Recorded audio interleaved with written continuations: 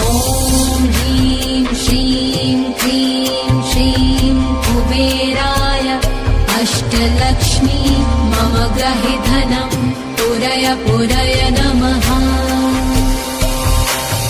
ॐ ह्रीं श्रीं क्रीं श्रीं कुबेराय अष्टलक्ष्मी मम गृहे धनं पुरय पुरय नमः।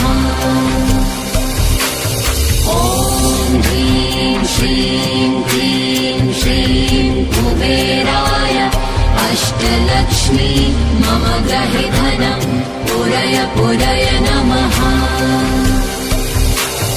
ॐ ह्रीं श्रीं क्रीं श्रीं कुबेराय अष्टलक्ष्मी मम गृहे धनं पुरय पुरय